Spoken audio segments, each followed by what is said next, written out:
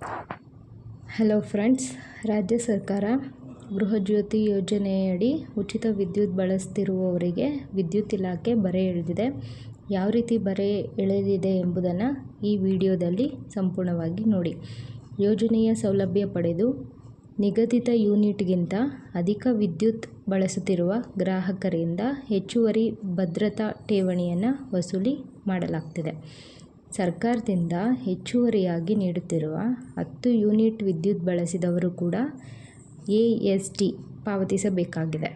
ಆದರೆ ಈಗಾಗಲೇ ಸಂಗ್ರಹಿಸಿದ ಠೇವಣಿ ಬಡ್ಡಿ ಹಣವನ್ನು ಮರುಪಾವತಿಸುವ ಬಗ್ಗೆ ಪ್ರಸ್ತಾಪವೇ ಇಲ್ಲ. ಗೃಹಜ್ಯೋತಿ ವಿದ್ಯುತ್ ಯೋಜನೆ ಸೌಲಭ್ಯ ಪಡೆದು ನಿಗದಿತ ಯೂನಿಟ್ಗಿಂತ ಹೆಚ್ಚು ವಿದ್ಯುತ್ ಬಳಸುವವರಿಗೆ ಈಗ ಹೆಚ್ಚುವರಿ ಭದ್ರತಾ ಠೇವಣಿ ಬರೆ ಬಿದ್ದಿದೆ. ಇಲ್ಲಿ ಸರ್ಕಾರದ ಮಾಸಿಕ 10 ಯೂನಿಟ್ ಹೆಚ್ಚುವರಿ ವಿದ್ಯುತ್ ಬಳಸಿದ ಗ್ರಾಹಕರು AST ಪಾವತಿಸುವುದು ಅನಿವಾರ್ಯ. ರಾಜ್ಯದ ವಿದ್ಯುತ್ ಸರಬರಾಜು ಕಂಪನಿಗಳು ಗ್ರಾಹಕರು ಬಳಸಿದ ವಿದ್ಯುತ್ ಪ್ರಮಾಣ ಲೆಕ್ಕ ಹಾಕಿ ಜುಲೈ ತಿಂಗಳ ವಿದ್ಯುತ್ ಬಿಲ್ನಲ್ಲಿ ಹೆಚ್ಚುವರಿ ಭದ್ರತಾ ಠೇವಣಿಯ ಮೊತ್ತವನ್ನು ಉಲ್ಲೇಖಿಸಿದೆ.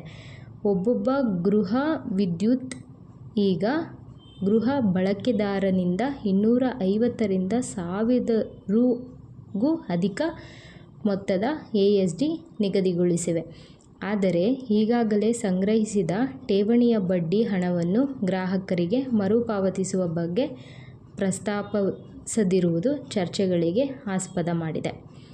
ವಿದ್ಯುತ್ ಸಂಪರ್ಕ ಪಡೆದ ಗ್ರಾಹಕ 12 ತಿಂಗಳಲ್ಲಿ ಬಳಸಿದ ಸರಾಸರಿ ವಿದ್ಯುತ್ ಪ್ರಮಾಣ ಲೆಕ್ಕ ಹಾಕಿ ಅದರಲ್ಲಿ 2 ತಿಂಗಳ ಬಿಲ್ ಮೊತ್ತವನ್ನು ವಿದ್ಯುತ್ ಸರಬರಾಜು ಕಂಪನಿಗಳು ಭದ್ರತಾ ಠೇವಣಿ ಪಡೆದುಕೊಳ್ಳಲಿವೆ.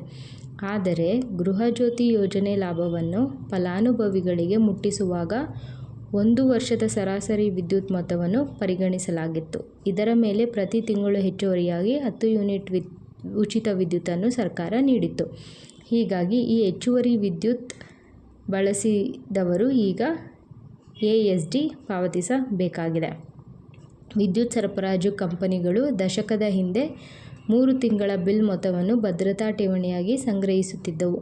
ಆದರೆ ಈ ಮೊತ್ತ ಬಡವರಿಗೆ ಹೊರೆಯಾಗಲಿದೆ ಎಂಬ ಕಾರಣಕ್ಕೆ ಅದನ್ನು 2 ತಿಂಗಳಿಗೆ ಇಳಿಕೆ ಮಾಡಲಾಗಿತ್ತು.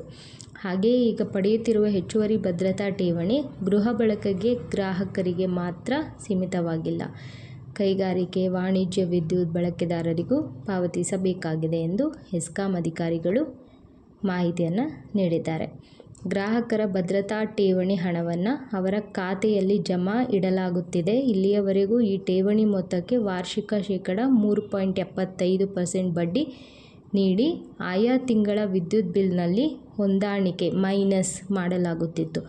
ಆದರೆ ಈಗ ಗೃಹಜ್ಯೋತಿ ಯೋಜನೆ ಜಾರಿಯಲ್ಲಿರುವುದರಿಂದ ಠೇವಣಿ ಬಡ್ಡಿ ಹಣ ಬಹುತೇಕ ಗ್ರಾಹಕರಿಗೆ ಸಿಗುತ್ತಿಲ್ಲ. ಬಡ್ಡಿ ಮೊತ್ತವನ್ನು ಗ್ರಾಹಕ ಖಾತೆಯಲ್ಲಿ ಜಮೆ ಇಡಲಾಗುತ್ತಿದ್ದು ಅದನ್ನು ಮರುಪಾವತಿ ಮಾಡಿಕೊಳ್ಳಲು ಆಗುತ್ತಿಲ್ಲ. ಈ ಬಗ್ಗೆ ಅಧಿಕಾರಿಗಳೇ ಗೊಂದಲದಲ್ಲಿದ್ದಾರೆ. ಒಬ್ಬೊಬ್ಬ ವಿದ್ಯುತ್ ಬಳಕೆದಾರನ ಬಡ್ಡಿ ಹಣ ಖಾತೆಯಲ್ಲಿ ಉಳಿದುಕೊಂಡಿದೆ ಎಂದು ಅಧಿಕಾರಿಯೊಬ್ಬರು ಮಾಹಿತಿಯನ್ನು ನೀಡಿದ್ದಾರೆ.